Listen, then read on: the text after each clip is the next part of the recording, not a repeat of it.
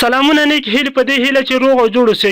داسې اته ډوله خواړه درته ښایو چې په پوره ضمانت سره ستاسو جنسي قوت لوړولی شي. ویډیو در سره حتما تر اخره پورې وګورئ. خو د ویډیو څخه مخکې زموږ یوټیوب چینل پښتو ټاپ ټي وي همدا اوس سبسکرایب او سره د ګونګړي نشان ووهئ.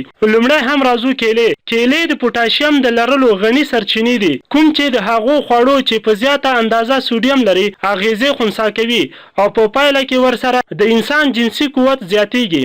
دوهم شین چای د یو ګیلاس شین چای څښل کولی شي چې ستاسو جنسي قوت لوړ کړي، ځکه شین چای په خپل ترکیب کې کافین لري او کافین کولی شي چې ستاسو د پټو عضلاتو په رګونو کې د وینې جریان په ښه ډول تنظیم کړي. دریم هم د کب یا ماهي غوښه. د کب غوښه د اومیګا 3 شحمي تیزابونه لري، کوم چې په دماغو کې د ډوپامین کچه لوړوي او په دې سره د وینې جریان په ښه ډول تنظیمېدلی شي چې په پایله کې ورسره د انسان جنسي قوت لوړېدلی شي.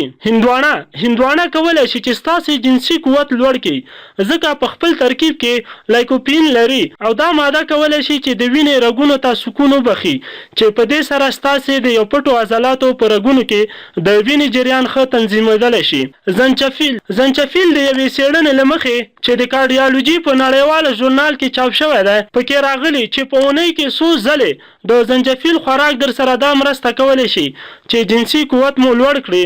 مرچک هم تاسو سره مرسته کولی شي. مرچک تاسو به په دې لیست کې د مرچک د نوم په لیدو حیران شئ، خو د مرچکو خوراک کولی شي در سره مرسته وکړي چې ستاسو میتابولیزم لوړ کړي او اندروفین مو تحریک کړي، کوم چې ستاسو د زړه ضربان چټکوي چې په پایله کې ستاسو د مخصوصو عضلاتو په رګونو کې د وینې په ښه ډول جریان ته لاره هواریږي او په دې سره مو جنسي قوت لوړ ځي.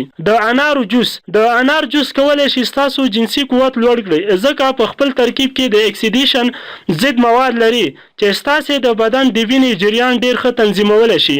او اخري هم بادام په خپل ترکیب کې د امینو اسیدونو لرلو سره کوم چې د وینې د جریان په تنظیم کې ونډه لرلی شي، چې په دې تنظیم سره کېدلی شي ستاسو جنسي قوت لوړ شي. که ویډیو مو خوښه شوي نو حتما در سره لایک او له نور دوستانو سره مو هم شیر کړئ. تر بلې ویډیو مو په لوی رب سپارم.